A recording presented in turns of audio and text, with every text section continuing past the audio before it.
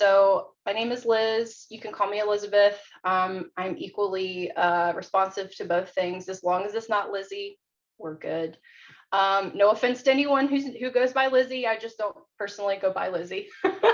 And so a little bit about myself. My education is actually in graphic design. So I started out with an art background and a design background. And I transitioned into UX pretty much right after college. Not on purpose, but some of my early jobs in an agency setting were all digital. So a lot of the work that I learned in school, they were like, you're going to be making all these beautiful posters and all this wonderful print design. And then you get out in the real world, they're like, actually, everything's emails and websites. So enjoy. So that is really where I started to get my feet wet with the digital experience. And so I would say that I kind of started to work backwards from there. I had a lot of questions that I needed to have answers to in order to make my designs impactful. And so that's really where the quest for research began. So grand total, I've been doing digital experience for about 11 years. Currently, I am a digital experience researcher at AFLAC. I've been at AFLAC almost 1 year, coming up on my work anniversary next month. And just a few fun facts about me. I'm a cat mom. I actually had to excommunicate one of them just a moment ago during the breakout. One of them decided to try to scale my chair. So I had to kick him out. I'm a rock hoarder. I love to collect rocks. I never got over that as a child. It's very bizarre. But that kind of gives you a little idea of how nerdy I am. And I love to garden. I'm actually a letterpress printmaker, so I'm really into letterpress. I've been doing that since about 2011, so I've been doing that for a while. And I am a Nine Inch Nails super fan. So these are kind of the high points, a little bit about me. So kind of let's move on into ResearchOps. So I tried to start with a basic definition here, and I just pulled this right from Nielsen Norman Group.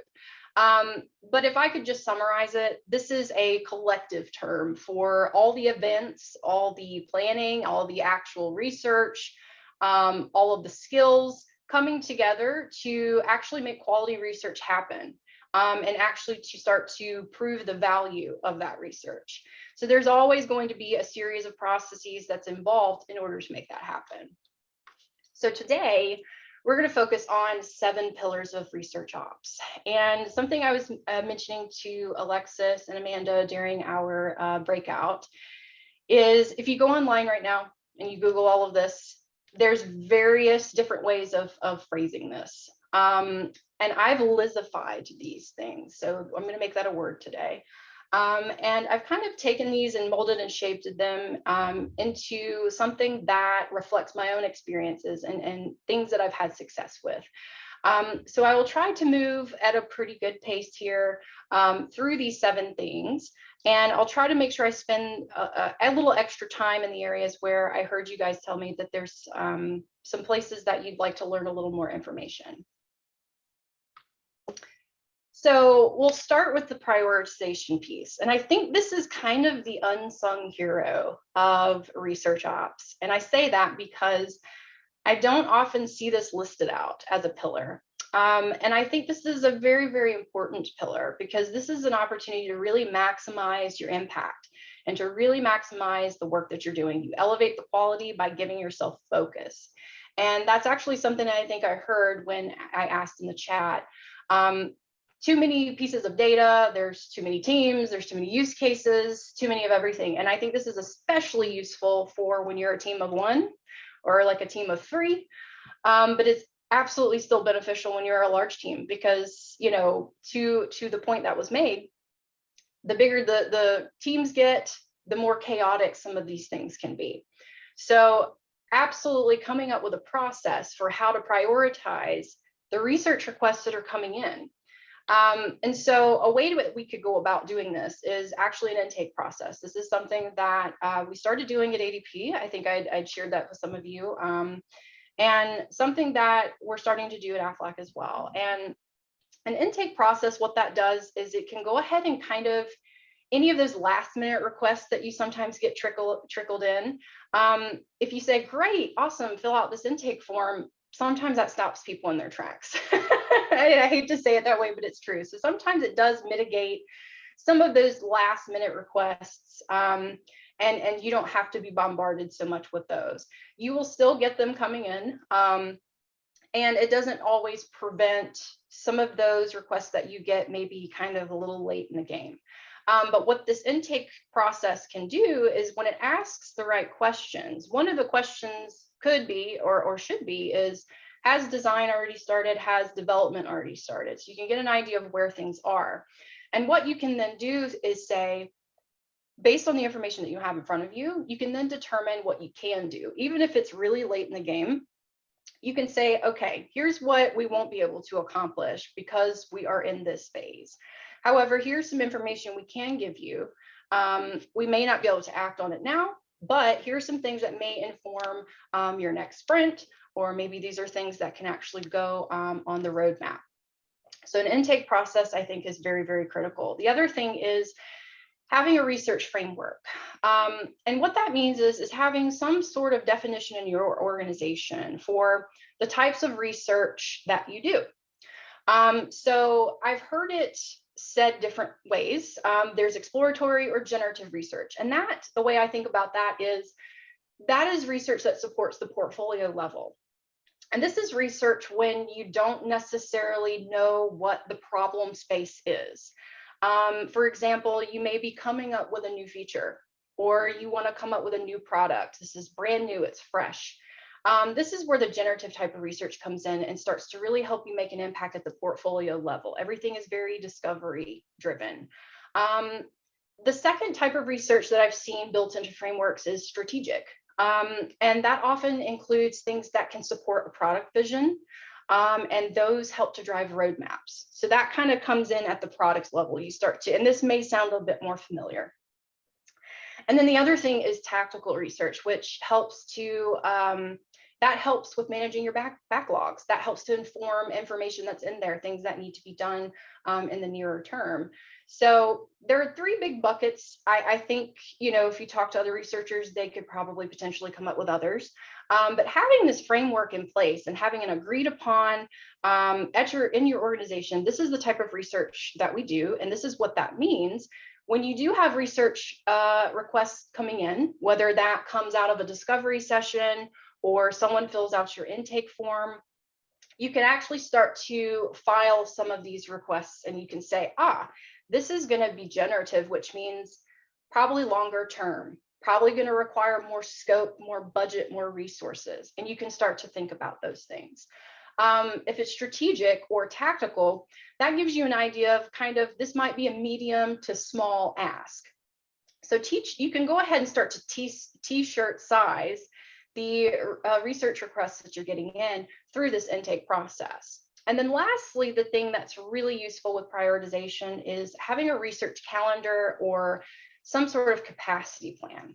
And this works for anybody that's a team of 1 or a team of 35. And the reason this is really useful is when you start to get these requests through your intake form or however you're currently getting your demand, you can then say, here's what we've got on the schedule already. And you can share that with your team and say, here's what we've got blocked out for the week of the 25th.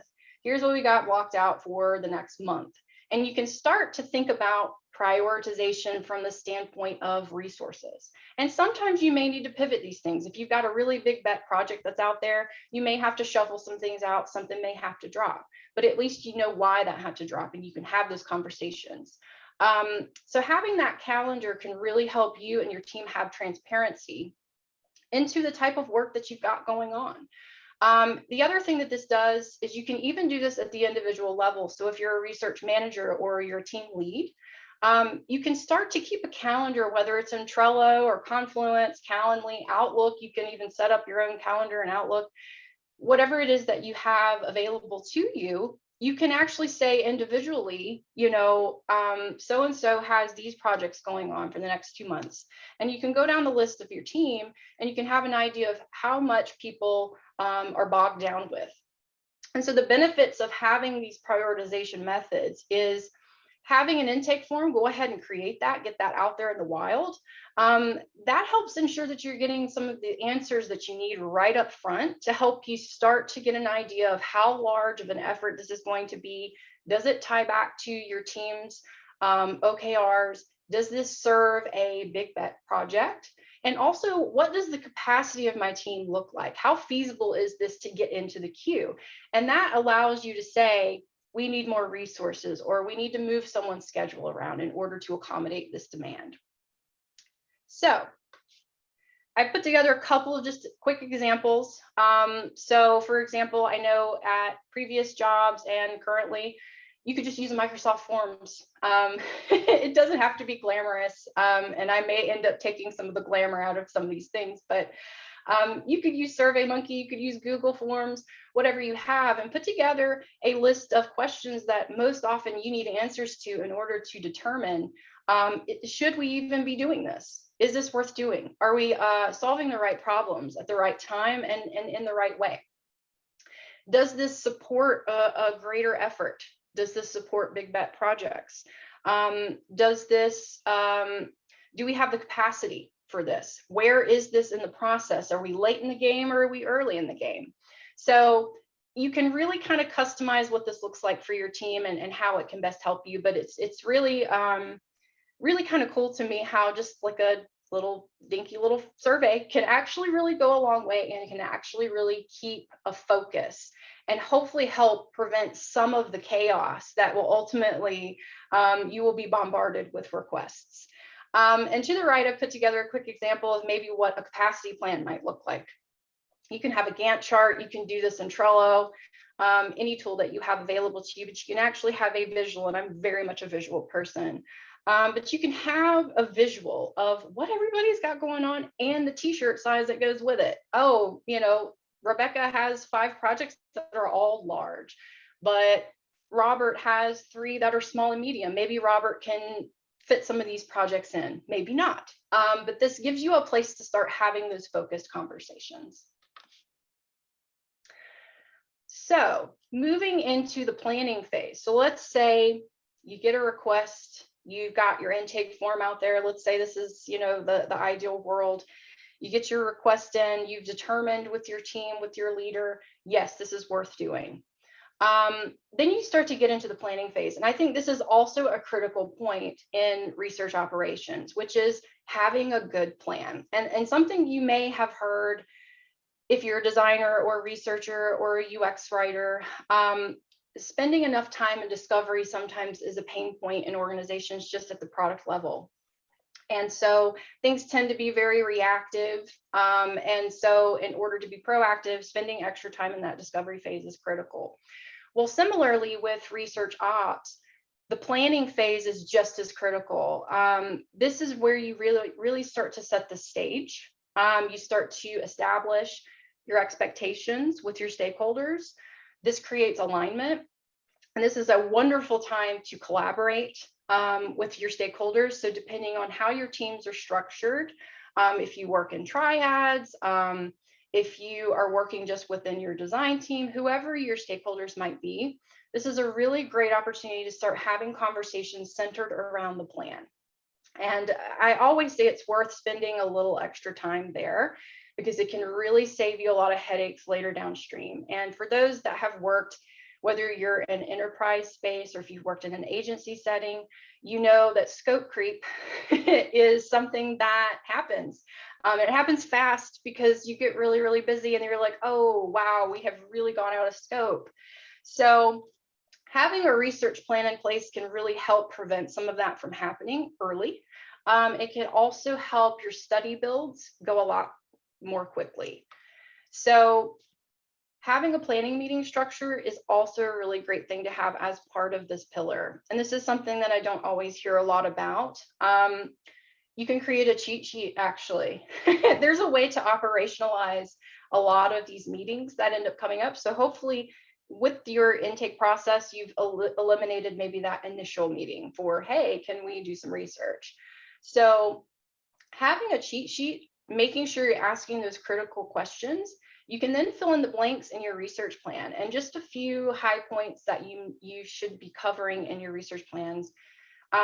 Business objectives, first and foremost, but what are the desired outcomes? What are we trying to do here? And then what should the research objectives be? How do they serve those business needs? And I think that's something that's also critical and something that can be done through a research plan, which is really showing that and articulating that in fine detail to your teams.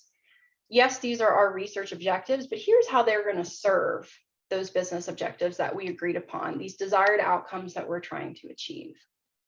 And that really helps non-researchers connect the dots to what it is you're doing and really where the value is. And I think having a good research plan is kind of opening the door to advocacy, and it's really opening the door for showing the value of doing this work in the first place. Relative to your business objectives, if there's any metrics that are currently out there, documenting those. How do we know we've done this? Similar to your research objectives, depending on what type of study, be very clear about what kinds of data you're going to collect. Something that I was told that has always stuck with me, which is visualize the data before you get it. Before you even get into data collection, have a visual of what that information is. What does it look like? How does it get used? And a research plan is a perfect place to actually start documenting those things as well. Another thing, and I can't remember, was it you, Havana, that had said use cases, too many use cases, which is definitely a common challenge. This is a great time to have a conversation with your product teams or whoever you're working with to talk about a use case prioritization relative to those business objectives, relative to what you're trying to learn in your study, relative to how you know you've done it, how you've been successful. Then what are the use cases we need to really focus on? And I will tell you, putting together a research plan similar to like a project brief, it doesn't necessarily need to be done in one conversation. Sometimes this requires 2 or 3 conversations with the right people in the room, and that is okay. And I know people, you will see teammates will be very adamant about getting things going. They don't want to feel like anything's being slowed down. This is a perfect place to really be persistent and continue to articulate the value of doing this, because this helps make things go a lot more smoothly later down the road. And then the last thing to include in a research plan is your scheduling. Making sure that you're very clear about what the study is going to do. Something I ran out of room for bullet points, but you can also outline your risks. So what does this study not tell us? What is it not going to give us? And be very clear about that, so that when you get ready to analyze your data and you share your insights, someone in the room doesn't pipe up and say, well, what about XYZ? Well, then you can always come back to this plan and say, well, that wasn't in scope for this. However, maybe we can work that into a next study. So those are all really good things that are going to really help with your communication throughout the duration of a project. The other thing is this is your document. This is something you can come back to even after the study is done. You delivered your insights, you're ready to move on to something else. We should really try not to just move on. It's really one of those things where the conversation continues to move long after the research is done. There should continue to be collaboration with your design teams, collaboration with development. Even once a design decision is made, let's say your study helps to inform a design decision, you can go back to this plan and say, hey, these are the things that we did, and this is how it informed that design decision. And then when that design was implemented and put out into the wild, here's how it performed, because that's where you're going to start to see your success stories come alive. And those are things that you really want to be able to highlight to build trust in your organization, to build credibility, and to have your success stories that you can advocate across the organization. So that's why I put a star next to this one, because I think the research plan is really one of those critical milestones in research operations. And some things that you can do in terms of tools for this. Again, this is one of those things that is just not sexy. And I tell people this all the time when we review a research plan. I got a Word document. It's not beautiful, it's not sexy, but the information is organized. We review it together. And those who are part of the stakeholder group, have a chance to contribute to that. And at the end of it, you come out of this with collaboration, you come out of this with a plan that you created together, and you're going to get buy-in early just by doing that, having your key stakeholders part of that decision making in the beginning. And so these are kind of crusty, but hopefully you can kind of get an idea of what these look like. So on the left, I've actually created a checklist. This is a research planning cheat sheet that you can actually use. Making sure that any meeting you go to, you can pull this up. You can create your own. This is Lizified, of course, but you can take a look at this and see, how does this work for my organization? Let's create our own. And you can take this with you to every single kickoff meeting you have, and you can make sure that you ask all the questions you need to ask, because I can't tell you how many times I've gotten into a kickoff meeting, the conversation gets derailed, there's only 30 minutes, and then I walk out there and I'm like, I didn't even ask 5 of these questions I needed to ask. So sometimes it can help you stay focused even in your conversation. So that's one thing. The other thing is the use case prioritization. So something that I've really been a big fan of is during the creation of your research plan, when you get into the protocol and you start talking about, these are the tasks, these are the use cases we're going to examine, even down to your script. If you're going to be moderating a study, your script goes into that research plan. And one of the things I like to do as an activity with the group is we start mapping out the flows to each of these key use cases. And with each touch point in the flow, I say, what do you think is going to happen when we test it? What do you think is going to happen here? What do you think is going to happen? And everybody starts putting their sticky notes in there. And they say, well, we think this is what's going to happen. This is how you start to extract the hypotheses from people so that you can start to say, here's what we're actually testing. And then below that, you can start as a researcher getting an idea of, this is what we're going to measure along each of these pieces or touch points in a user journey. Maybe we're going to measure time on task. Maybe it's going to be a click test and we're going to look at the heat maps here. So with each touch point in that user flow for that particular use case, as a researcher, you can go ahead and start thinking about what types of data you're going to collect, so that when you get to the analysis portion, you've already kind of started down the path of compartmentalizing that information. And to the right is just a quick example of how a research plan could look. There's absolutely more information that you would put in there, but it just kind of shows you that it could be a simple Word document. It doesn't have to be anything fancy. All right, so recruitment. This is a big one. In fact, when, if you ask someone, define research ops, recruitment is probably going to be one of the first things someone says. And I see this as kind of the gateway to establishing research ops at a lot of organizations, simply because recruitment tends to be the most challenging and the most time-consuming piece of getting your research. So this itself could be like an hour-long discussion, the recruitment aspect of this. So I'm going to try to keep this condensed. But if you were to kind of dissect recruitment, there's some key elements that make up recruitment. There's your screeners, making sure that you're getting the right people for your study relative to what you outlined in that beautiful research plan. You already know what your participant profile is. You know how many people you need to get. So now you can create your screener to match that. Same thing with scheduling. Any sort of scheduling tools that you have access to, I'm all for it. You can actually sign up for Calendly for the free version of that, and they give you like X amount of projects that you can do in there. Things like that can help automate the scheduling, and it keeps things from getting lost in the email sauce. So anytime you're trying to schedule, especially moderated sessions with users, there's a lot of email back and forth, or, oh, can we reschedule? This really gives people who are participating in your studies the opportunity to go in and they can either cancel on their own and you get notified.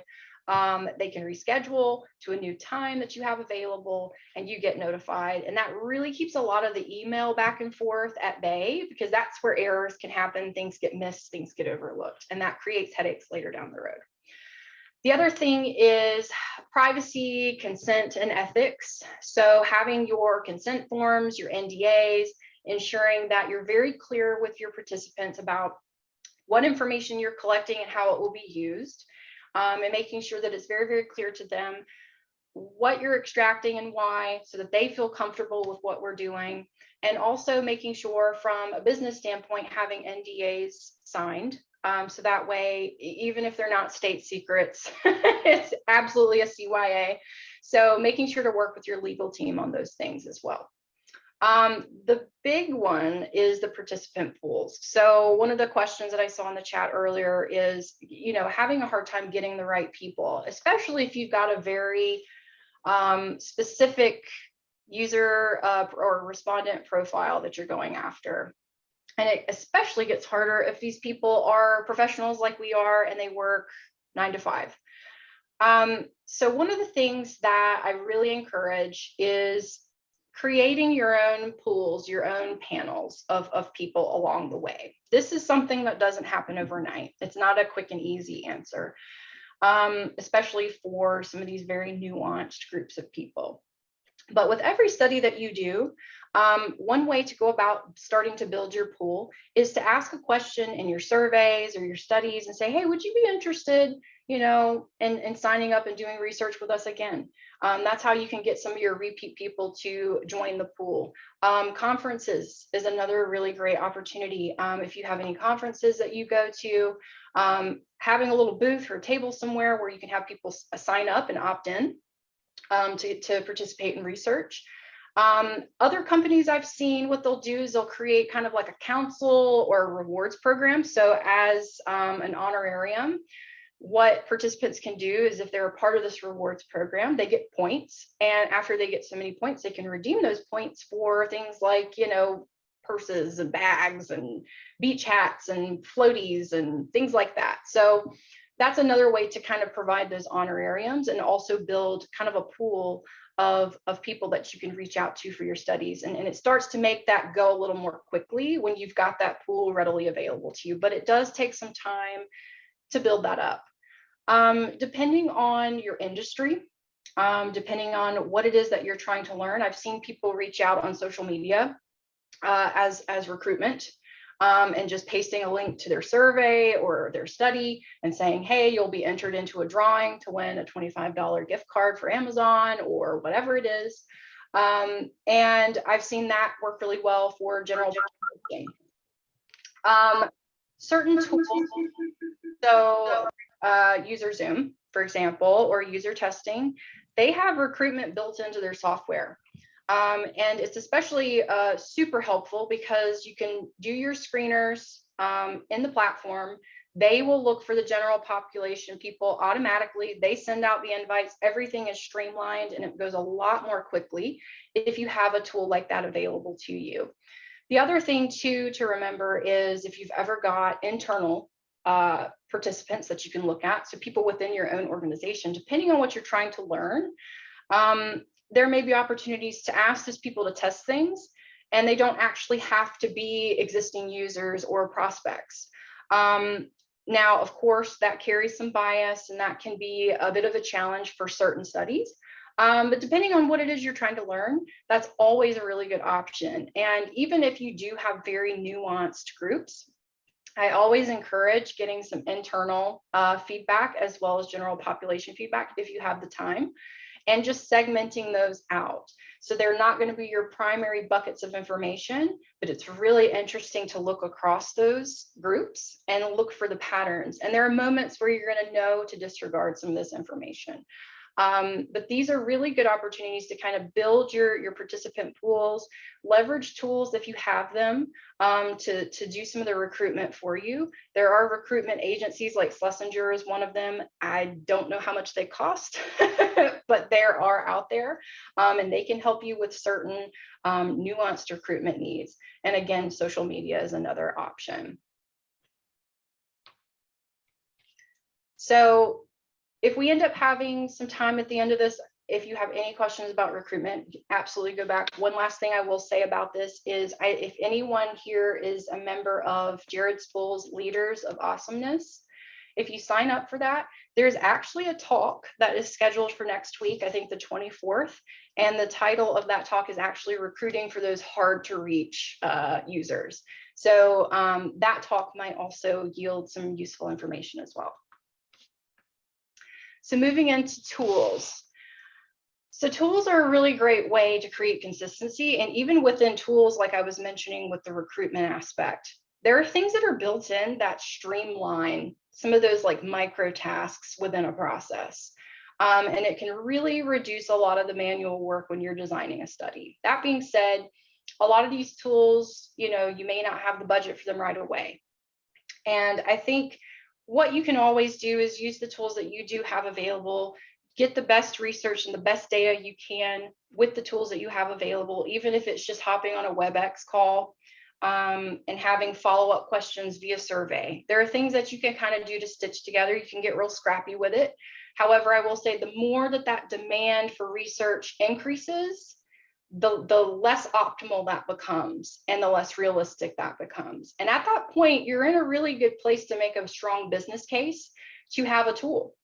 And those tools can really help automate some of these processes. They can remove a lot of the manual labor, and it really opens up the doors for different types of data that maybe you weren't able to do before because you didn't have the tools for them, such as like click tests. And you can do click tests without a tool. But what's wonderful about having that type of tool is you can actually calculate more analytic type data. You can actually see time on tasks. You can actually see a heat map where people tried to click without having to go through and watch a bunch of videos. So something to keep in mind. So while no, you don't always need a tool to get really good information, I will say if you don't have a tool, that the whole idea of prioritization, pillar number 1, really comes into play. Because when you don't have a tool, you can't run as many studies at the same time. So you really got to get your focus narrowed in so that you can really ensure the quality of that data and the quality of those studies has the focus and the time that it needs. So just a little bit about tools. If you do have the budget to get some of these tools, or you have the ability to make a business case, some common platforms for surveys, card sorting, tree jacks, click tests, usability tests, the list goes on. Things like usertesting.com, there's UserZoom. You can do interviews through like WebEx or Zoom. Optimal Sort, if you're looking to do just card sorting. Envision, Axure, Adobe XD, Qualtrics, SurveyMonkey. So these are all tools that you can really start to leverage to build out some of your studies and really streamline even some of the micro tasks that go into building the study. The other thing about tools when it comes to research operations is the management of the licenses and access. So as your team grows, this becomes more of a critical moment. When you're a very small team, it's less of a concern. But as you get into the larger teams, your management of those licenses and access can start to become a headache. This is something to keep in mind as your team grows. Designating a person on the team or designating a couple of people on the team with the responsibility of managing the licenses, making sure they're renewed, making sure that the appropriate people have the right permissions and access to those tools. And the last thing is data compliance. So making sure that those tools are going to pass the sniff test in terms of how the data is being captured and measured, making sure your organization's legal team and analytics teams are involved in that decision, and making sure everything is up to standard. All right, number 5, the insights and reports aspect of operations. So the thing that I always remember is that people are going to always remember stories over data. And having your analysis really streamlined based on what you've done in your research plan is really going to start to be your building blocks to a really good story. So when you get into your reports, you can start to think about, okay, how do I avoid committing the crime and the temptation of oversharing or putting too much data in a report? Having really good templates for that already, created, ready to go, preferably with really good data visualizations, are going to help you tell a really good story with the data and the insights that you have. This is also another one of those opportunities to pave the way for those success stories that we were talking about, no matter how small they may seem. And this is also another opportunity to advocate.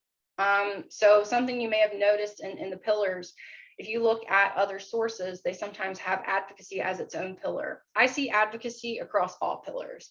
And this is one of those examples of where you're going to start to build credibility, you're going to start to build trust, and you're going to start to have success stories to help with your advocacy across the organization. And people are going to really start to latch on to the idea of research as a practice. So this is one of those moments where I've got another star because this is one of those places where coming together after you've done your data collection, you've got your data, you've got your insights, get together with your stakeholders. You don't always have to wait for your report to be fancy and ready to go and your big readout, because that takes time, even when you do have a template. So something that's really, really helpful is extracting some of those key findings based on the high points that you outlined in your research plan. Come back to your stakeholders, invite them to be part of the research, invite them to listen in and observe, be note takers, and come back together while you're in data collection or right after and say, here's what we observed. Let's talk about this as a group.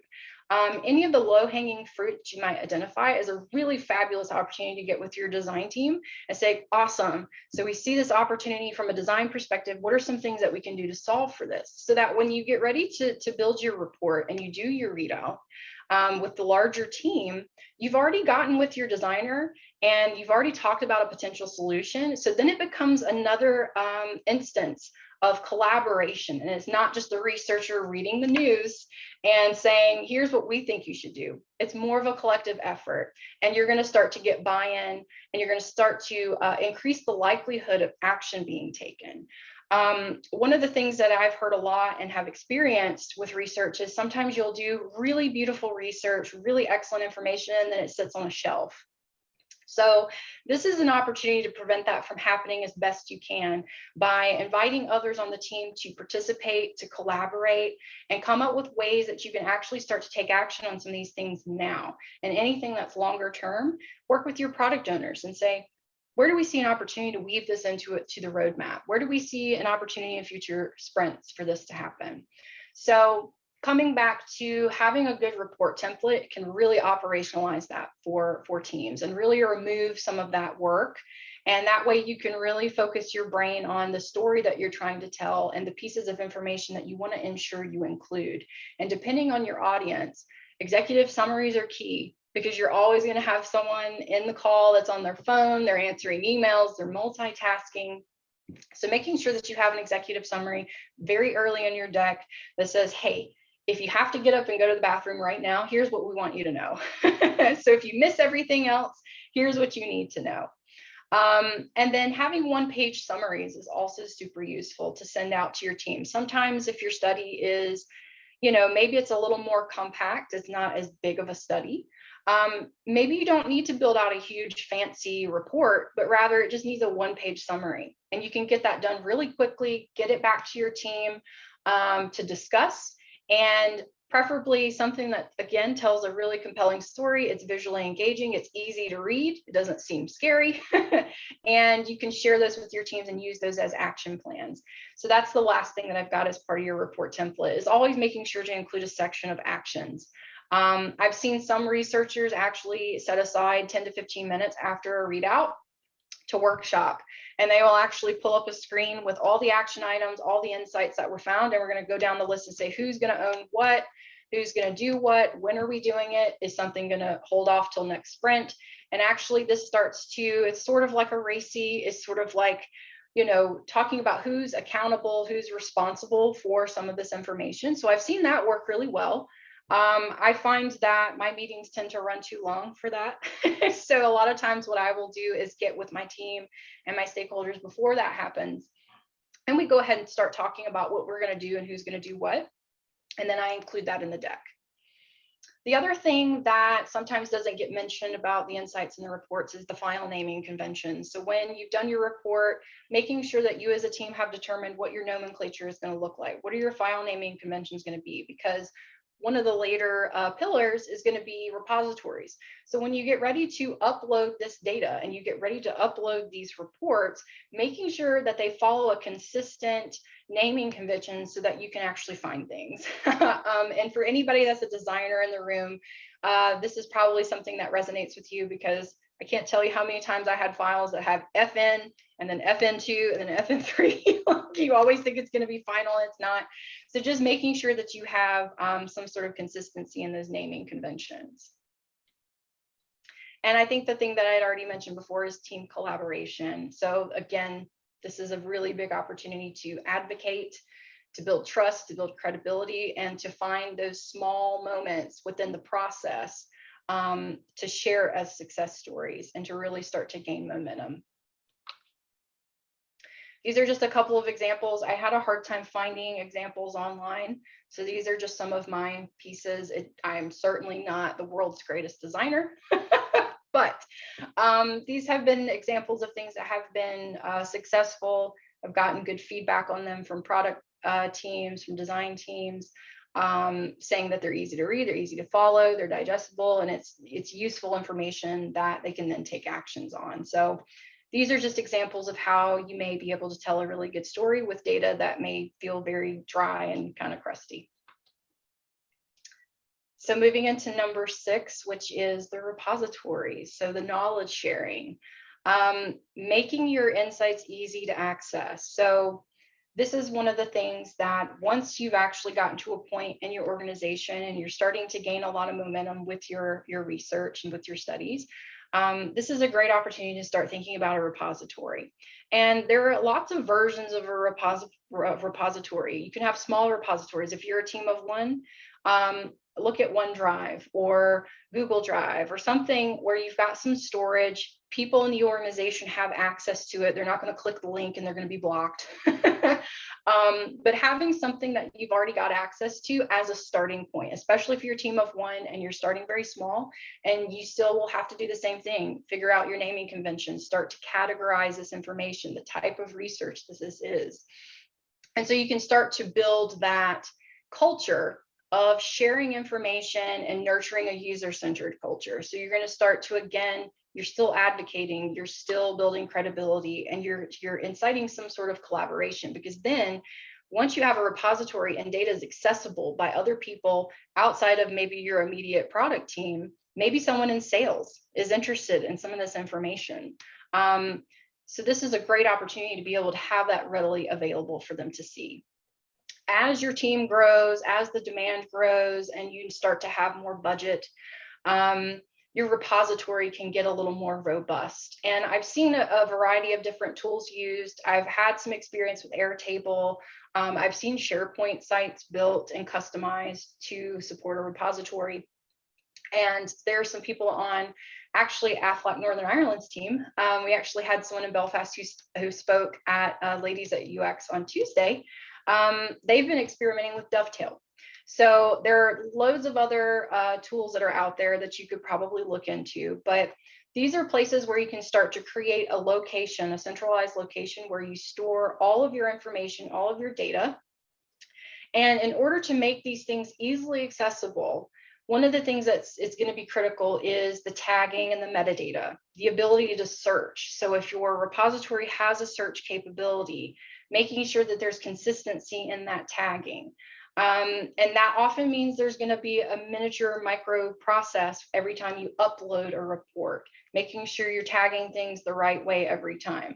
So this is where it's probably good to have some sort of guidelines or some sort of standards and some sort of consistency that's defined with your team, and maybe designating someone who has the governance over that. But if you don't have that ability to have someone on the team that's dedicated to governing this type of repository, making sure that there's some sort of standards available for new people that are onboarded or existing people, team members, be able to access this information so that they can ensure as best as possible that everything is consistent and everything is easy to access. And the last thing that I've got here is called competency. And so this is the moment where you can start to enable researchers and non-researchers expand their knowledge of the practice. So some ways that I've seen this done are like workshops for the non-researchers, for example, doing design thinking workshops, working through a particular problem. This starts to kind of get them exposed to how we think about things as UXers. with people that are the researchers or are a part of the design team. Continuing education, certification, training. These are all things that not only are going to grow the knowledge and really expand the knowledge of the team and build more credibility, and it's going to build, it's going to create more opportunities for different types of research and being able to do new things. This is really going to also nurture their career paths. So this is also an excellent opportunity if you're a UX manager or a lead to really start to take a look at the individual as well as the entire team. So as mentioned before, things like workshops, certifications, training courses, mentor programs are excellent. Having a UX playbook is also really, really useful.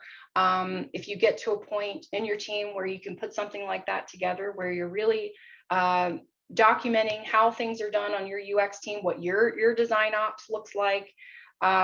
This really helps with the onboarding and the hiring aspect of things. And you can also share your UX playbook across the organization. So someone in marketing, someone in sales, it doesn't matter who it is, they can say, this is the UX playbook, this is what they do, this is what they're about. And they, through that, can become educated as well. Establishing a community of practice. So having a community within your own organization of UX practitioners, it doesn't have to just be researchers, where you come together on a cadence that you decide. And you can even start to not only knowledge share and help skill each other up and share information about things that you've learned, but you can also start to build processes together, and you can even start to create consistency within your organization in that way. So there's a lot of opportunities in a community of practice as well. And then lastly, skills mapping. So this kind of goes back to not only just career pathing for the individual, but this also helps teams identify where there might be gaps in UX skills, and they can discuss as a team where they'd like to skill up. Or if you're thinking of hiring a new UXer, this is a really great tool for identifying what strengths you may need to look for in that new hire to help fill that gap. The other thing too is when you build a community of practice, if everyone does this exercise, that's really fun too, to kind of come together with UXers from across the organization. Maybe they're not even on the same team as you, and start talking about what are the skills that they really want to grow in. And you can start to kind of organically partner up with each other and say, so-and-so wants to learn more about research. I think I could really help them. And I want to learn about content, and they can really help me learn about content. So these are all opportunities that in most cases are completely free that you can take advantage of. Now, with the exceptions of certifications and training, those cost a little money. But building that community of practice, mentoring one another, planning workshops, those are things that for the most part tend to be a little more accessible and a little more feasible in the near term. So something to consider there. And again, as with every single pillar, these are advocacy opportunities. So the final thoughts that I have for you all today is that certainly all of the pillars that we talked about could be more comprehensive, depending on where you look. Things like advocacy could be its own pillar. Onboarding and hiring practices could certainly be its own pillar. Collaboration methods could certainly be its own pillar. So those are things to just kind of keep in mind as you take some of this information back to your team and think about, well, what are the pillars that really resonate with us? And which of these pillars actually start to map to a particular pain point that you're having? So seeing all of these pillars, I certainly don't want anyone to think, oh my God, we have to do all of these things. There's 7 pillars, we're not doing enough. You don't have to do it all. You don't have to do it all right away. Really, the best way to get started with research ops in your organization, no matter where you are in your growth, no matter where your organization is in its UX maturity, start with a key pain point and really think about what you can feasibly accomplish with the resources that you have today, and start there. And as you start to gain momentum, as you start to build business cases, maybe your team starts to scale up, the rest of these things are going to start to organically follow with you. So each pillar, again, offers an opportunity to advocate. So I didn't have an advocacy pillar. Certainly there could be, but I see moments of advocacy in every single phase of research.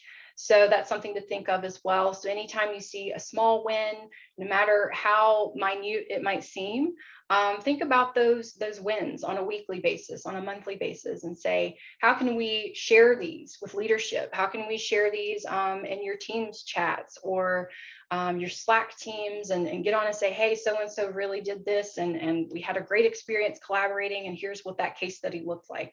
So something to keep in mind there. And lastly, ResearchOps, it's at the end of it all, it helps facilitate efficiencies. You can save time and money. There's an opportunity to foster even deeper and better collaboration with your teams, not just within research, but across your design team, across your product teams. And you can start to create consistency through some of these operations, through some of these processes. There becomes a moment where you see consistency, you start to reduce some of the headaches and repetitive work that may happen, and you reduce a lot of waste that way. And you can really, really focus on quality research, focus on the things that you really need to put your energy into, and operationalize the rest. And then the last thing that I will say before we break for questions is, you've got this. Doesn't matter where you are in your career. It doesn't matter where you are in your organization's growth. You got this. Start with a pain point and see what you can do today. And then take everything else one step at a time. We don't have to do it all. All right. So I'm going to stop there. I think we have a few minutes. I don't know. Hopefully I captured a lot of things, but I'm happy to dive a little deeper into certain areas where you guys would like more information. Well, before we do that, everyone, if you can take yourself off mute, and let's give her a round of applause. Yay! Thank you for such an amazing talk. All right, so there's a couple ways you can ask questions. You can use the raised hand feature, or I think, Keisha, you were collecting a couple questions along the way, right? Yeah, but I think the only one that I got was the one that you asked. I asked a couple ones, so we can start with those if you want. Sure. Okay, well, I think one of the questions was, what are some common pitfalls when it comes to research prioritization and planning? And do you ever do retros on this? Oh, absolutely. Retros are super, super helpful. And I'm glad that was brought up. Retros can really help teams grow together in that regard. Some of the pitfalls for planning. I think some common things to avoid. I think really making sure the right people are in the room. I think that is one of the things that can easily be a pitfall, and it could easily kind of not derail, but it can kind of, create some headaches. So really making sure to know who you need to have in the room at that moment. I think Havana, I had seen in a comment, making sure, yes, including development and product the whole way. Especially teams that work in triads where you've got someone from development, UX, and product together making decisions. Even if you're not working in a triad, it's a similar concept, it's a similar way of working. So I think that is one of the biggest pitfalls with the planning. The other thing is as well, sometimes, like we had talked about earlier, you may get brought into the fold a little late. And so thinking about, well, how do you plan and get through some of the exploratory moments when you're brought in super late. I think that really is a moment to start thinking about, well, what can you do if you go out and get this data? Is it worth doing? And if so, what are we going to do with it? And that's a really great opportunity to talk to your development teams and say, if I go get this data, can we do anything about it?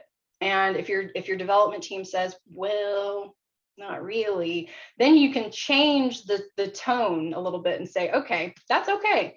We can still do the research, but here's what it's going to help us achieve. Here's where it's most likely to be useful. So I think making sure you're very clear about what the research is going to do for you and what it won't, and making sure the right people are in the room. And I think those are two really, really critical pieces of the planning.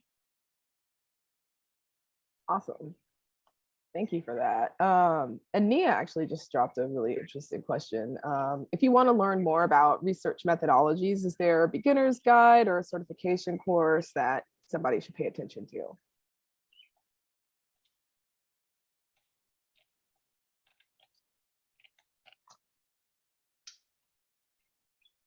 Sorry, I think my audio just cut out for a second. I'm sorry. Can you repeat that? Oh, no worries. So what the question was, if you want to learn more about research methodologies, is there a beginner's guide or a certification course that people should pay attention to? So I've actually had experience. Nielsen Norman has a certification program that you can work through. I'm trying to think of the name of some of the programs that are actually a little cheaper than Nielsen Norman. So if you don't have that available to you, but it's been so long ago that I did it, I don't even know if they're around anymore. So I definitely say check into Nielsen Norman, and they even have a lot of free materials available to get you started.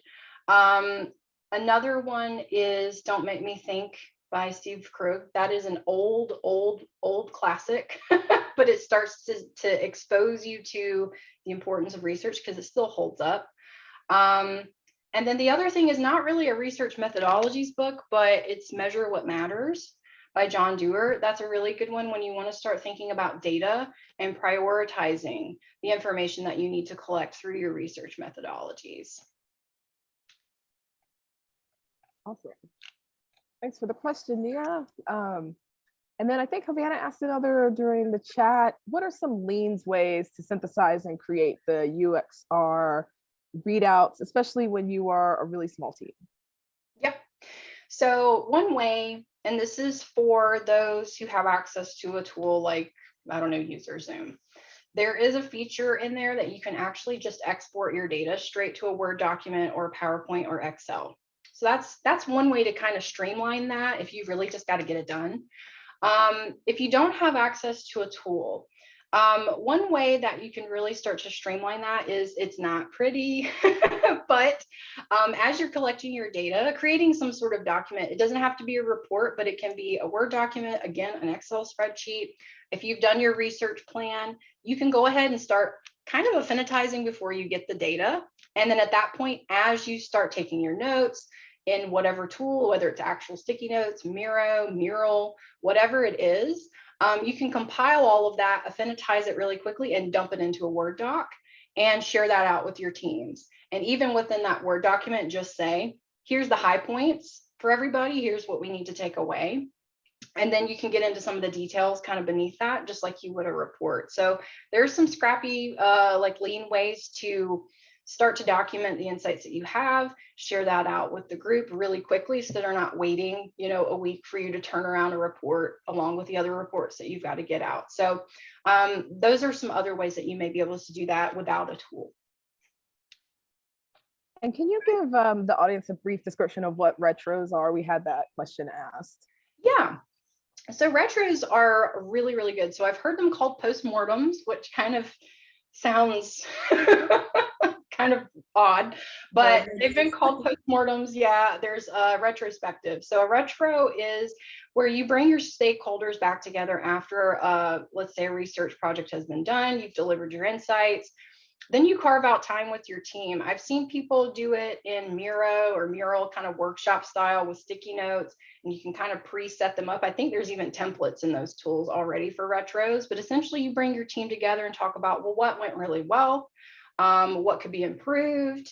What would we do differently next time? Is there something we would change? Why would we change it? And if there's any upcoming projects that you see together as a team that you might be working on together, is a really great opportunity to apply that learning and say, okay, here's what didn't go super well. Here's how we could improve it, but here's also the way we could apply this to the next project that we know is coming up, whether it's in the next sprint or it could be 2 sprints from now. But those are also good opportunities to start going ahead and applying that up front.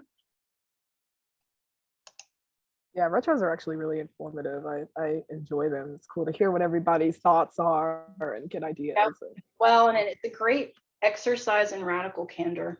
Sometimes, it's a good place it's an opportunity to create like a safe space for everyone to come together and just lay it down, put it on the table and say, this is not personal, but here's what did not go well, but here's what went awesome. And this is something worth celebrating. So they are really good, messy opportunities to really learn from the projects you're on. Absolutely. Well, Havana, what are we looking like time-wise? Do we have time for any more questions or? Got room for one more question. One more. Does anyone else have questions? I always have a bunch of questions in my head, but I don't want to hog the spotlight.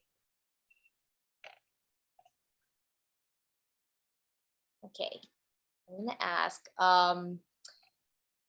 Have you ever had oh wait, Nia? Oh, Nia has a question for the new and aspiring people who want to get into research. How oh wait, Nia, is that what you meant? Career-wise? Yeah, that's what I meant. Like, how would you get started in like as a UX researcher if you're like just starting out? Like, design is not for you. Yeah. So my question would be, is this a situation where you may currently be in design and looking to get into research, or is this a situation where you're doing something completely different and looking to get into research? Oh man, would you have time to answer both? Yeah. Like there's both people like on the call. I'll Yeah. allow it. Yeah, I was gonna say if Havana will allow it, I can absolutely answer both. So I'll start with if you're a designer and you're looking to get into research. One of the things that I would encourage is talk with your fellow researchers. If you do have fellow researchers on the team, talk to them, ask them questions, buy them a coffee, sit down and say, how did you get started? Learn from other people. My personal story is when I was in an agency, I fortunately had a space where I was allowed to kind of experiment and do it and bring that to the business. And that's how I was able to get experience. Some other ways to get experience might be if there's a nonprofit that has a website and you want to help them, you can do a little research on the side for them. Or if you're not able to, give that kind of time, another way is to attend networking events like this, meet other researchers, again, ask them how they got started, and really start to think about how can I make my current position work for me? So if you're looking to stay in your company, how can I move into that role? And how can I get into a place where I can actually start doing some projects to see if this is really for me? If you're looking to make the leap, definitely get a little bit of experience under your belt if you can. Look for those very rare opportunities like Havana was talking about, where they're looking for junior positions, entry-level positions. So really looking for those. Get a mentor. I can't tell you how wonderful that's been. And not just UX mentors, get like marketing mentors, get salesy type mentors, get any mentor that you can take that information and apply it. Because they're going to give you confidence. They're going to start to help you understand how to market yourself, how to speak confidently, how to be comfortable in the room and not be the smartest person there. Like I'm one of those people where I'm like, I'm probably the dummy here. And I'm okay with that. I'm absolutely okay with that. So they'll kind of expose you to that. So I say absolutely get a mentor, go to these networking events, find your people, and stick with them, because that's really going to help you get into the field. The other side of that is if you're doing something completely different. I've seen people who are broadcast journalists and got into research. I've seen educators get into research. So something to consider, research has tentacles that can get into everything. There's always kind of something you can trace back. So no matter what you do, find the parallels between what you're doing and UX research. So even if you're like a physicist, there are parallels to what you do in research. And think about how you can make those connections. Because when you start to see, hey, something I've already been doing is teaching. Oh, well, as a researcher, there's an education aspect. You can start to amplify that as a skill set that you already have, and you've been doing that professionally. So anything that you're already doing, look for those opportunities to make that work, and you lean in on some of your research friends and say, hey, this is what I do. How can I make those connections and share them? Find your tentacles. That's awesome. Thank you If you so didn't much. take anything else from this, find your tentacles, everyone. Nice. Well, thank you again, Liz, for sharing your insights and your nuggets of experience and wisdom with us. We really appreciate it. Give it up one more time. Take yourself off mute. And yay! Thanks, Liz. Yay! Gibberish in the chat is applause. Yes. Thank you so much, everyone, for being a part of this. If you enjoyed this, we will have a recording out on our YouTube channel. By the way, feel free to subscribe to our YouTube channel because we have lots of great stuff going on over there. And then if any of you are interested in learning a little bit more about portfolios, not only can you join Amanda's camp case study, but our next month meetup is going to be June 16th, and that is going to be on creating a portfolio site versus a portfolio deck and why you need both. That's going to be with Ashley Moody, who is a product designer at Spotify. So that will be a virtual event as well. And if you are dying to get back into in-person events, if we don't have a social, last week's social went really well. If we don't get another one planned between now and then, we're aiming to have July to be our first in-person meetup. So look out for that. All right, I've kept you long enough. Go have dinner, go enjoy the rest of your evening, and thank you so much. Don't forget to DM me if you want to help support by providing a venue, sponsorships. You can donate to us, and thank you again. Connect with Liz as well. Yes, connect with me on LinkedIn, everybody. Happy to answer questions. Thank you for having me today.